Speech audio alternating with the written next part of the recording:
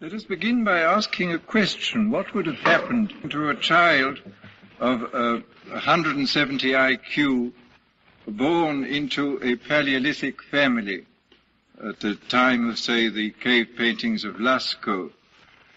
Well, quite obviously, I mean, even if he was as intelligent as Professor Wiener, he could have hardly developed cybernetics at that period.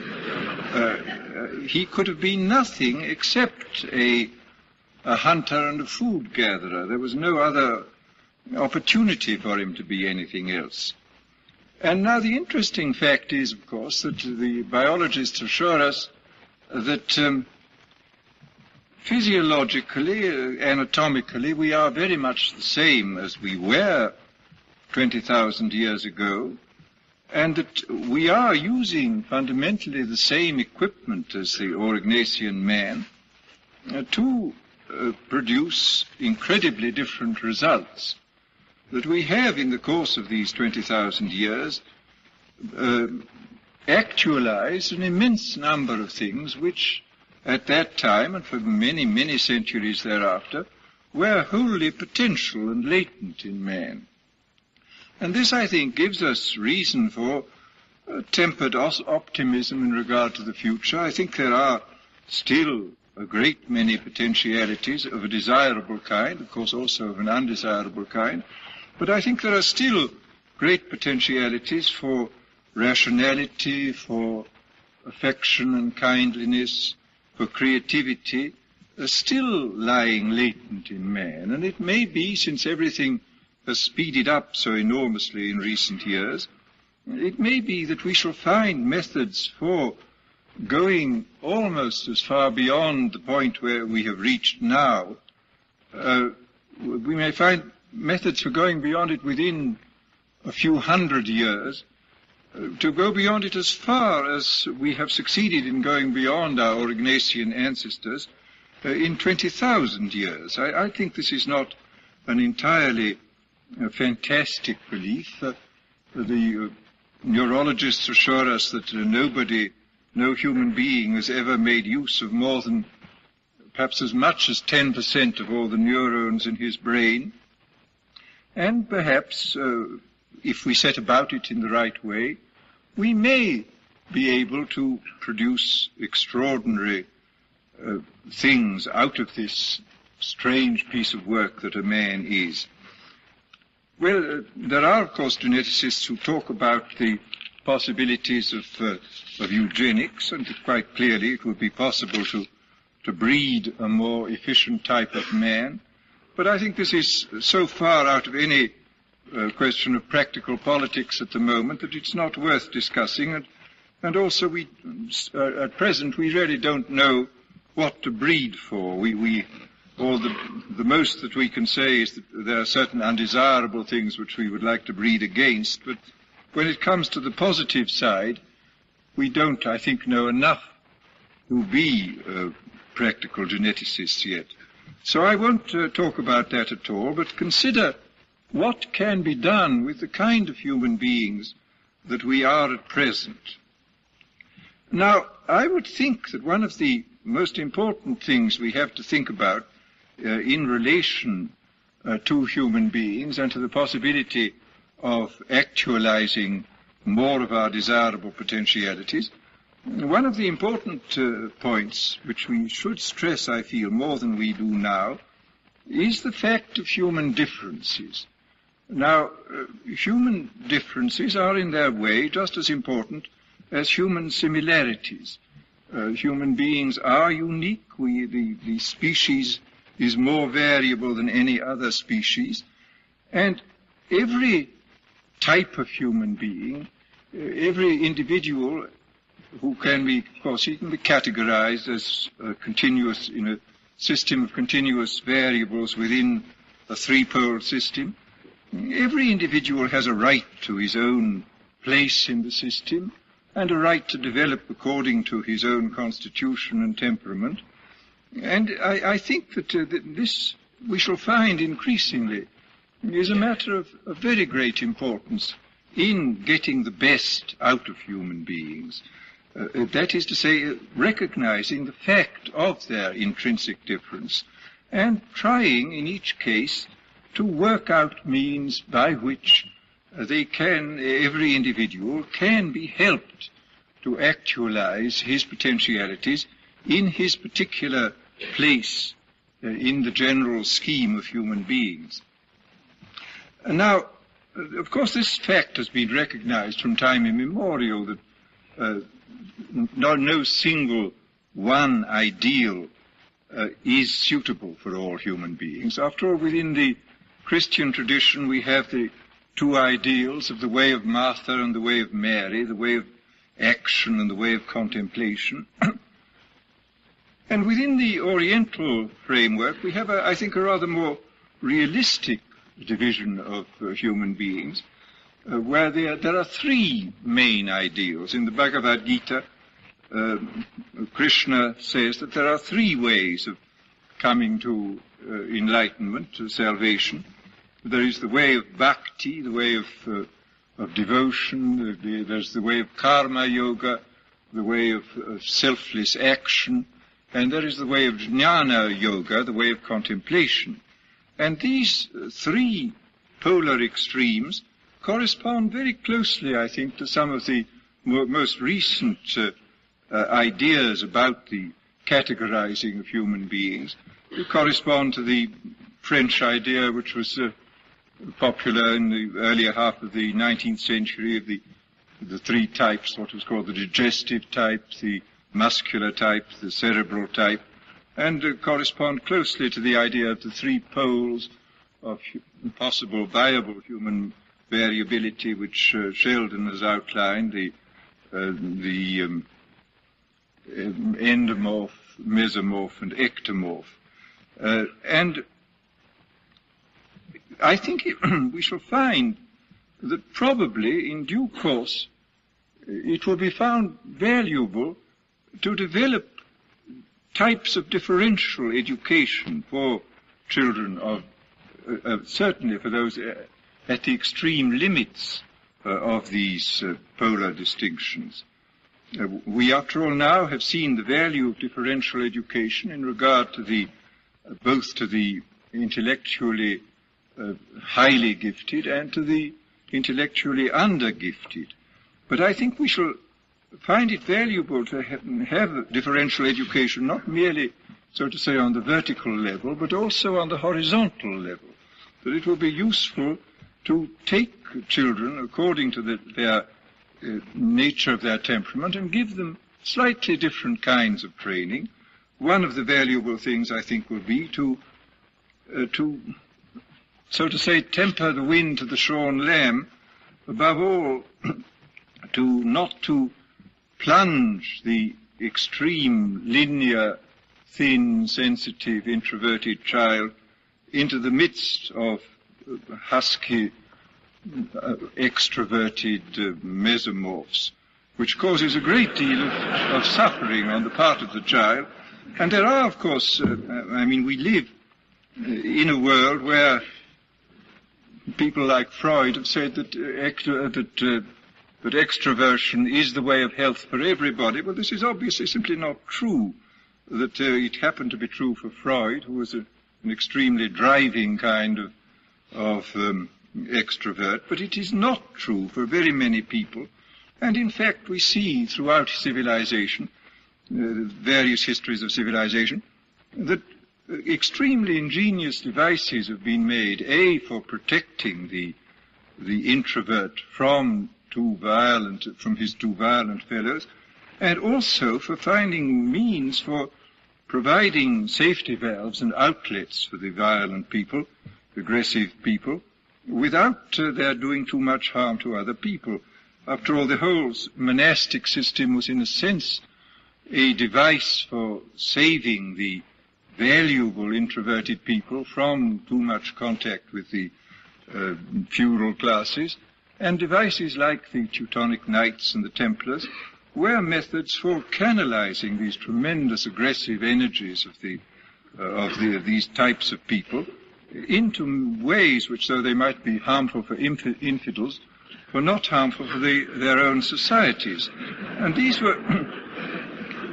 were very ingenious devices, which I think we can certainly profitably imitate in our own way. Now, before I go on to the problems of education, I would like to talk about some ways of developing, of actualizing desirable potentialities, which may have nothing to do with education at all. These are the ways which are essentially chemical and pharmacological. 2 or 3 years ago, it was announced that the Russian Academy of Sciences was engaged on a 5-year plan to try to improve intellectual efficiency by pharmacological means. Now, this sounds a little fantastic, but I have talked to pharmacologists about this matter, and a number of them say that it's probably quite possible, that it may be possible to, by pharmacological means, which will do no harm to the organism as a whole, to increase the span of attention, to increase the powers of concentration, perhaps to cut down on the necessity for sleep, and various other things, which may lead to a very considerable increase in general mental efficiency. Seeing the extraordinary rate at which pharmacology is advancing at the present time, I would not be at all surprised if within the next 10 or 20 years something of this kind did become possible, and that it may be conceivable that people will be made mentally more efficient by pharmacological means. But then there's another possibility, which is this, that somebody may discover a really good euphoric, something which will make people feel happy without damaging their physical organism. Well, psychologically, we know what the two best conditions for effective accomplishment are. The most favorable condition is crisis. People in crisis will do the most extraordinary things, but you can't keep up crisis. The whole essence of crisis is it lasts for a very short time. If it lasts for too long, then it becomes excessive strain and people break down under it. But the other condition under which people function at a very high level in general is a condition of happiness. People who are contented and happy, I think that it very frequently happens, I think, that this mood of happiness, so to say, lowers the barrier between the conscious and the pre-conscious self, between the ego and the creative powers, and permits the person to do more and better than he would have if he had not been happy. And also, there are other points here. I think that we may find that if we have a good and completely harmless euphoric, that actually people may be more moral.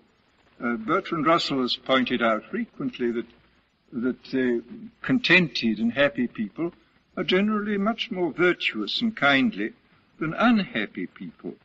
And that here again we may see in an indirect way this the pharmacological advances contributing to the realization, the actualization of desirable potentialities. Well, now let's come to the problem of education. Here, of course, the thing which, of course, is a burning question here at MIT and, of course, at many other places of higher learning is the problem of scientific specialization and what is to be done about it. But we cannot, quite obviously, we cannot escape from specialization. And the problem is, how is it to be offset and mitigated? How are the undesirable effects of extreme specialization to be avoided?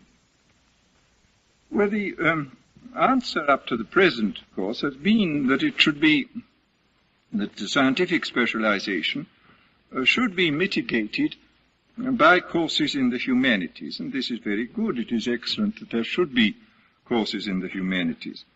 But when we examine the matter a little more closely, we find that, after all, courses in the humanities are courses in the world of symbols, of language, so that man, as I've kept on repeating in these lectures, is an amphibious creature, and among the worlds in which he lives, the disparate worlds which he inhabits, are the worlds of immediate experience, more or less immediate, and the worlds of symbols and language.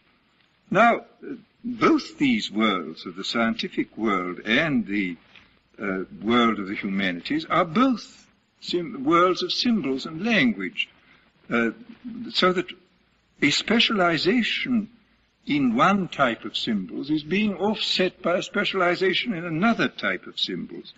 So that I think we find here that this is finally not very satisfactory, that what we need perhaps is some kind of mitigation of all this symbolic specialization in symbolic subject matter by some kind of direct training of the mind-body, which has to use the symbols and do the living and form concepts and thoughts.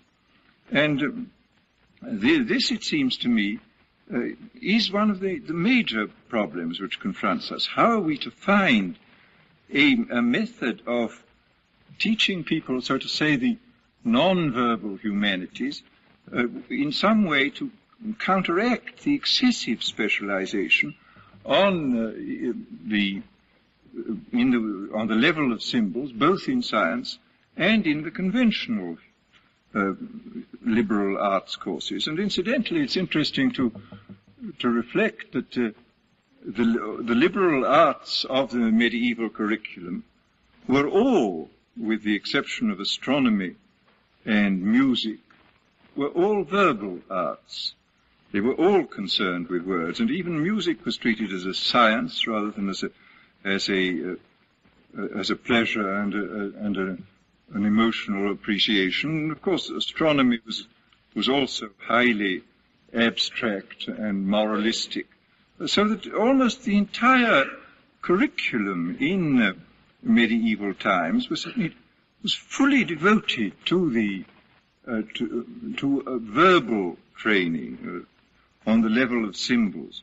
And we still inherit this. I mean, we are, I think, a good deal better than the medieval people were in regard to training outside the world of symbols, but we haven't, it seems to me, yet gone far enough in this direction. And here I would like to quote again something which I quoted before. This is a remarkable phrase of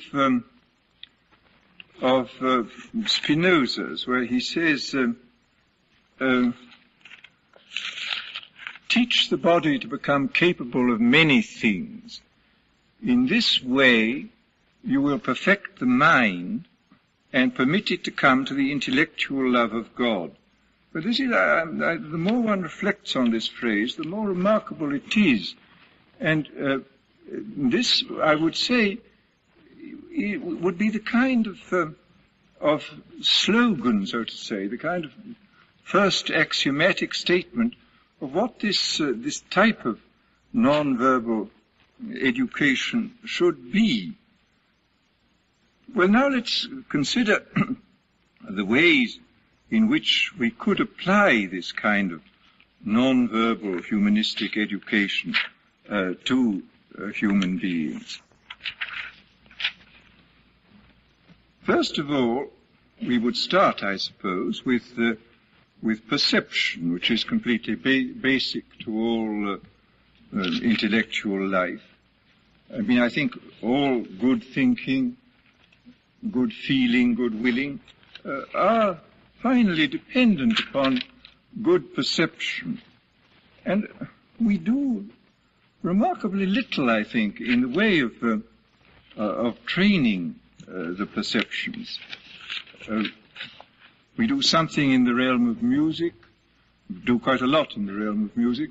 We don't do very much in regard to the other special senses. We don't do very much, I think, in the realm of seeing, which is probably the most important area of perception, the one which we make use of the most. And there is plenty of work which has been done, which indicates that a proper training in the perceptions, a training above all in seeing, can be of great value to people. It can be used to help the human being in all kinds of ways, to make the body more capable of many things. And I would like to make a short digression, because I've forgotten a point here which I think is important to make, that this type of special training of the non-verbal humanities, the training of the mind-body, is probably particularly important at this time, when advancing technology has made a great many of the skillful uses of correlated hand, mind, and eye unnecessary. If you look at what used to be called masterworks, which were the works, masterpieces, a masterpiece was a piece of work done by an apprentice to prove that he had learned everything that was to be known about his trade and was fit to become himself a master. Well, the interesting thing about all these special skills was that extremely primitive and simple tools were used with immensely skillful hands and eyes and minds to produce very complicated results. Today we have excessively complicated tools which can produce even more extraordinary results, but with a minimum of hand-eye-mind correlation, and often with no hand, mind, and eye at all if the machine is completely automatic and foolproof. And this word foolproof is very important, because a foolproof machine or a foolproof organization, it is not only foolproof, it is also spontaneity-proof. It is also inspiration-proof. It is also virtuoso-proof. So that this means, I think, that we are now more than ever in need of this special kind of training the body to have these non-verbal skills, because there are so many areas of our life where this is not imposed upon us by the structure of our society and the nature of our technology, that we must do consciously what was done to a very large extent unconsciously in the past. Well, now to get back to this question of training the perceptions. Now, quite a lot of work, as I say, has been done in this field. I know only a little of it, but I've been very struck, for example, by the work which was done at the University of Ohio by Professor Samuel Renshaw in the training of all the special senses, above all of vision, and by another man at the University of Ohio, Professor Hoyt Sherman, who employed Renshaw's methods in relation to the teaching of art with the very greatest success. And here are two extremely valuable techniques. I can't go into the details of them now, but they have been fully developed. And one of the interesting things seems to be when these techniques were applied to elementary schools, it was found that the children who underwent this kind of training of the visual sense were developed more rapidly. They seemed to be more intelligent. Their scholastic performance was better. They were more interested in what they were doing. And therefore they behaved better. So that there was great advantages on every level seemed to accrue from this type of training. And as I say, there a lot of work in these fields has been done, and I think there's a very good case for looking into this and seeing what more can be done. Now, of course, the training of the perceptions is only a special aspect of the general training in awareness. Now, I would regard awareness as one of the so to say, the absolute values of human life. I think it is an absolute good to increase awareness. This is an act of faith, but I think that awareness ranks with kindliness and intelligence as one of the basic goods which we should try to realize. And of course, from time immemorial, philosophers have been saying, know thyself, gnosce te ipsum. But it is, of course, very characteristic of our strange civilization that philosophic and moral precepts are given, like know thyself and the ideal of self-knowledge, but no means whereby this ideal can be implemented or the precept obeyed. No means are offered. And it is, for this reason, of extreme importance that we examine the means. I mean, we're full of high ideals and full of noble precepts, but we're extremely short of methods whereby we can fulfill these ideals and obey the precepts. And this is why recent advances in this field seem to me to be particularly welcome. Now, I have been greatly impressed recently by a book which published nearly 10 years ago by Pearls, Hefferlein and Goodman, called Gestalt Therapy, which is, among other things, a huge compendium of means by which awareness can be heightened and extended in every direction. The therapeutic value of this is quite clear. The attempt is being made not to dredge up materials out of the past, but to get people to live in the present. Neurosis, after all, in one of its aspects, can really be defined as a person reacting to present challenges in terms of reactions which were appropriate at some time in the past when he had some traumatic or other experience, but which are wholly inappropriate now. And the standard therapeutic method, of course, is to dig up these events out of the past and try to abreact them and get the person to understand them. But an equally good and probably rather better method is to get people here and now to live in the present. And this is precisely what the Gestalt therapists are trying to do. They propose any number of very interesting exercises for increasing the people's awareness of the here and now, of events outside themselves, events going on within their bodies, the nature of their fantasies, their wills, and so on. Now, this, of course, is by no means an entirely new discovery. It's interesting to note that one of the most successful therapists, a man with a European reputation while he was working, he died in 1925, was the Swiss psychotherapist Dr. Vitos, whose methods were essentially the same as those of the Gestalt therapists.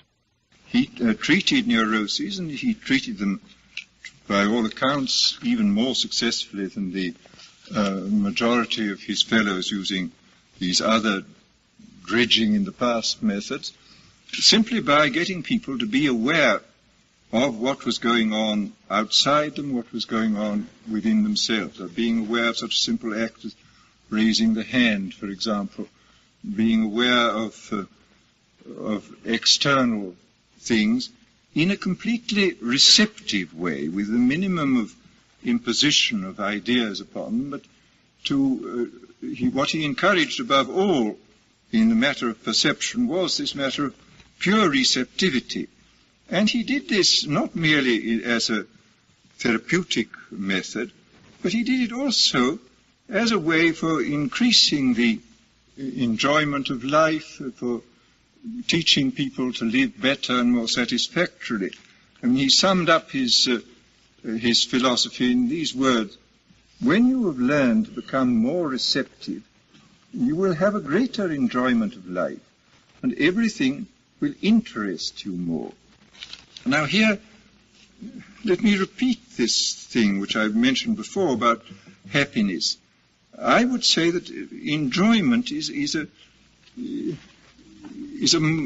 categorical imperative, in this sense that if we can be interested in things and enjoy them, we shall be freed from many of the temptations of delinquency. Here again, Russell has underlined the fact that this chronic boredom in which so many people live certainly encourages too small-scale delinquency, and probably also even encourages the fact that people still tolerate the idea of war, because war is so exciting that it's an immense relief from the boredom of ordinary life. And of course it is an extraordinary and I think a very appalling fact that the suicide rate regularly falls in wartime, that it takes a war to make life sufficiently interesting for people not to kill themselves. And this happens even in neutral countries which are not at war. I mean, people are so interested to see what tomorrow's paper will contain that they delay or put off completely their ideas of suicide. And it's a terrible thing that it requires a war to make life seem worthwhile and meaningful to immense numbers of people for whom the ordinary humdrum life of peace seems unutterably boring, and who therefore require some kind of delinquency to liven things up. And I think Vitos is probably right that if one has been trained to become intensely aware receptively of the world and of what is going on, life becomes extremely interesting, and that many things which seem very dull are seen to be exciting and beautiful. And this I do think is a very important point. Well, there of course are other areas in which awareness can be trained. I think the whole area of imagination is one which we do very little to train now, and it is an area of immense importance. Very valuable work has been done in this field by Herbert Reed in his Education Through Art. This is a very remarkable book which shows how the faculties of imagination can be trained in such a way as to foster the creativity of the person who trains them. And in Gestalt therapy, we find many recipes for the training of the imagination. And there are a number of other books that I happen to have read. I'm sure there are many more that I haven't read. I know an excellent little book, for example, for the training of the imagination of children. It's called Imagination Games by a man called DeMille, which is extremely useful as showing, first of all, how to get children to use their imagination to get more fun out of life, but also, what is very, very valuable, is to show them how to use their imagination in a preventive and therapeutic way, so that they can get out of all kinds of obsessive and painful situations. I mean, for example, a simple device would be, in relation to some grown-up of whom they are frightened, where they can use their imagination in such a way that they can make this grown-up in their fancy perform ridiculous acts, climb on trees like monkeys. They can multiply them, have 20 of them dancing a jig. They can finally throw them into the sea in their imagination. And this is a very valuable procedure which will certainly help a great many children to get out of many of their fears. And in the same way, in Gestalt therapy, there are many exercises of the imagination designed precisely to decondition oneself, to get out of the obsessive ruts which we tend to have been pushed into by our education. And this is an immensely powerful instrument which can be used to help us in innumerable ways. Well, then let me very briefly touch on another exercise, another technique of awareness, which is a technique which John Dewey greatly recommended. It is a technique devised by the late F.M. Alexander, which is a technique of being aware of what Alexander called the use of the self, of being aware of the wrong use of the self, and of taking lessons in the right use, which, again, is too complicated to describe at length. But Dewey was so convinced of its enormous value that in one of the prefaces that he wrote to Alexander's books, he says that Alexander's technique is to education what education is to life in general.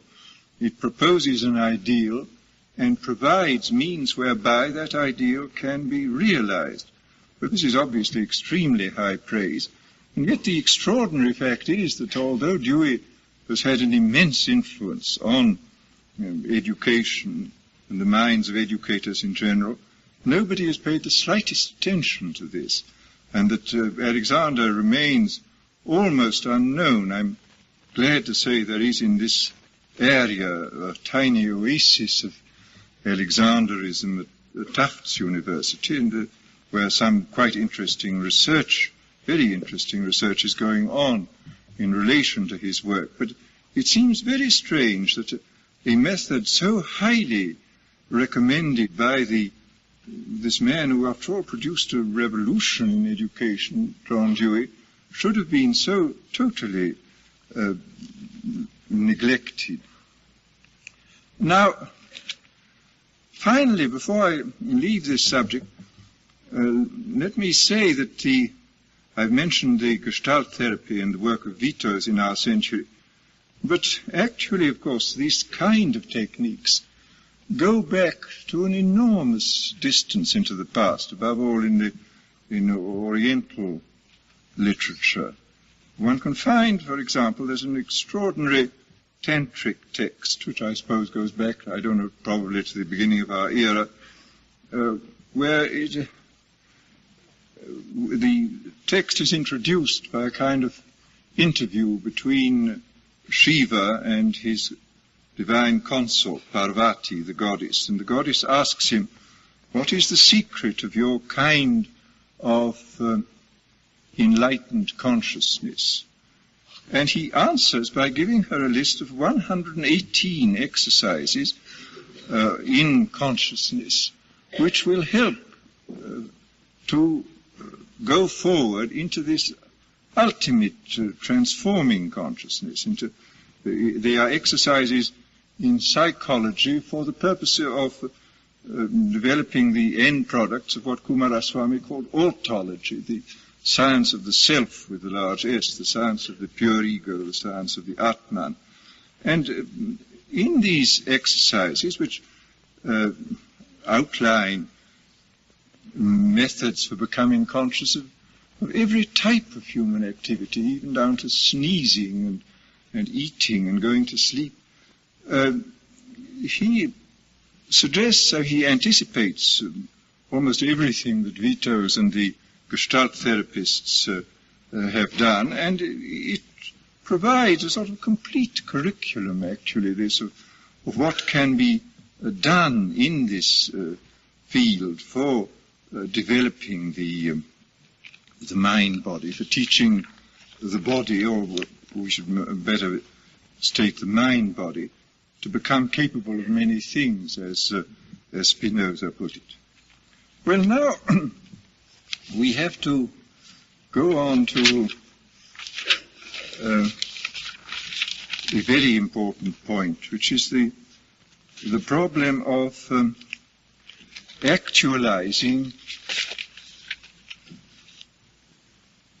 benevolence, actualizing love and kindliness, and if possible, preventing the opposites from being actualized. This, of course, is one of the major problems which has always confronted every society. How do we encourage love and benevolence, and how do we prevent these impulses to violence and brutality from breaking out and doing their appalling harm? Well, here again, it's interesting to find that whereas all the great world religions have inculcated love and kindliness and benevolence, virtually none have provided means whereby these qualities can be actualized, can be built into the child. And it's a very curious fact that it has remained for an extremely obscure, very savage tribe in New Guinea, a tribe described by Margaret Mead, to develop an extremely effective method for building an attitude of love into the child during infancy. Margaret Mead describes these methods of the Arapesh. The Arapesh, unfortunately, on this side, they were entirely admirable, but they were a bit sloppy otherwise. They seem to lack the ability to do things very well, but I don't think there's any incompatibility between love and efficiency. I think it's by no means past the wit of man to combine the two. But the methods which she describes are extremely interesting. The infant is held by its mother. While it is being nursed, she talks to it, plays with it, caresses it, and periodically brings the child into physical contact sometimes with other members of the family, other members of the tribe, sometimes with the domestic animals, and always murmuring as she does so the word good, good. Well, the child doesn't understand it yet, but of course the tone means something, and when the child learns to speak, the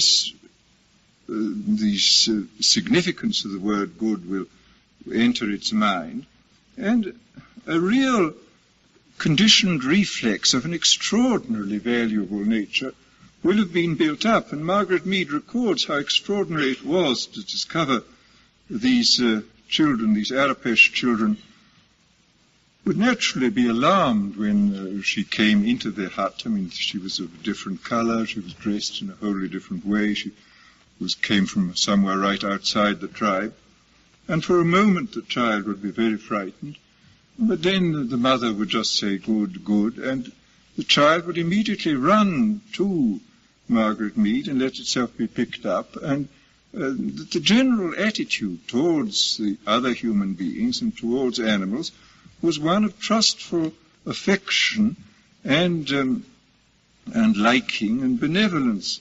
And their whole pattern of life of the Arapesh was deeply influenced by this early training.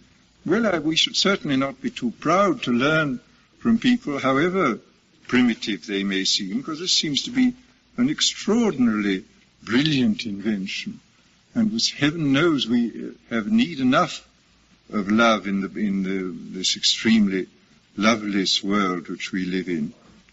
Now, the converse, of course, is the problem of how do we deal with the aggressive elements in man, the tendencies towards violence and brutality, which are apt to be very strong.